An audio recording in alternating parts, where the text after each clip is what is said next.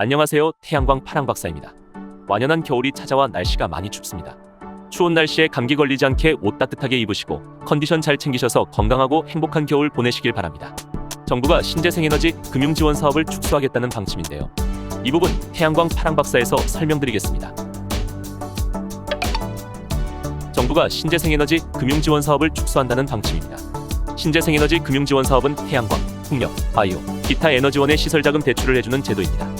태양광 시설자금 대출일 경우 대출 기간은 5년 거치 10년 분할 상환으로 이자율이 분기별 변동금리 1.75% 적용이 되며 총 시설비의 90% 이내까지 개인 및 기업 사업자들에게 지원을 해주는 제도입니다.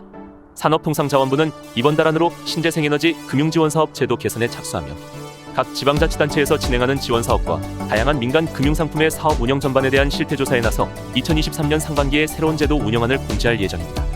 2017년 처음 시작한 신재생에너지 금융지원 사업의 초반 예산은 660억 원이었는데 2022년 지원 예산은 6,540억 원으로 약 10배 상승을 하였습니다.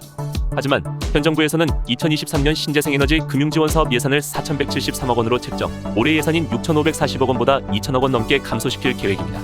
정부가 신재생에너지 금융지원 사업을 축소하려는 이유는 전 정부 당시 태양광 사업 관련 허위 세금 계산서를 제출하고 대출을 받거나 태양광 허가를 받기 위해 버섯, 곤충 재배사 준공 후 실질적으로는 재배를 하지 않으면서 태양광 발전을 했다는 이유와 국내산 태양광 모듈로 시공했다고 속이고 실제로는 국외산 모듈로 시공해 금융지원 사업 지원을 받는 등 위법 부당 사례가 다수 발견됐기 때문입니다. 신재생에너지 금융지원 사업 위법 부적정 대출이 총 1,406건, 1,847억 원이 적발됐다는 게 정부 설명입니다.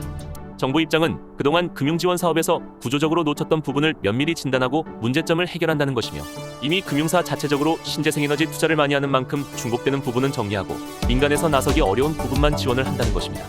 태양광 업계 관계자는 올해 금융지원 사업 예산 기준에서 내년 예산을 30% 넘게 감소한다는 것은 너무나 큰 감소이며 정권 교체에 따른 신재생에너지 정책에 대한 축소로밖에 보이지 않는다고 했습니다.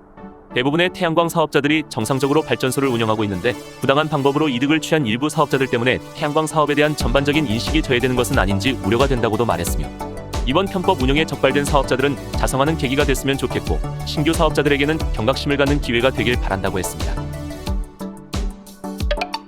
요즘 태양광 발전 사업자들에게 가장 많이 받는 질문이 2022년 하반기 RPS 고정가격 계약 발표가 언제쯤 날 것인가입니다. 2022년 12월 26일 현재까지 하반기 RPS 고정가격 계약 공고가 나오지 않고 있습니다.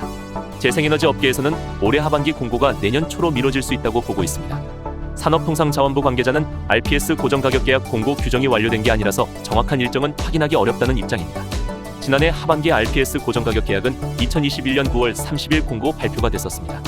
최근 S&P 개통한계 가격이 역대 최고로 급상승하면서 정부가 관련 제도를 개정하느라 RPS 고정가격 계약 공고가 늦춰지고 있다는 분석입니다.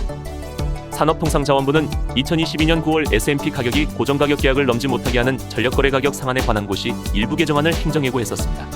해당 개정안은 국무조정실의 규제개혁심의위원회의 심의를 올 12월 16일에 통과했습니다. 하지만 아직 개정안 공고는 확정되지 않았으며 업계에서는 유예기간을 둬 당장 다음 태양광 RPS 고정가격 계약 공고에는 해당 개정안을 적용하지 않을 것이라 보고 있습니다. 2022년 상반기 RPS 고정가격 계약은 역대 처음으로 0.69대 1로 미달이 발생했었습니다. 태양광 업계 관계자는 올해 태양광 시공 가격 상승과 은행 대출금리가 기존 약 3.5%에서 현재 7%에 육박한 상황에서 정부가 개정안을 통과시키는 건 시기상조이며 태양광 사업자에게는 치명적인 정책이기에 합당한 경과 기준을 최소 1년은 줘야 한다고 말했습니다. 저희 태양광 파랑박사에서 설명드린 태양광 발전 사업 정보가 도움이 되셨다면 구독과 좋아요 부탁드립니다. 이상 태양광 파랑박사였습니다. 감사합니다.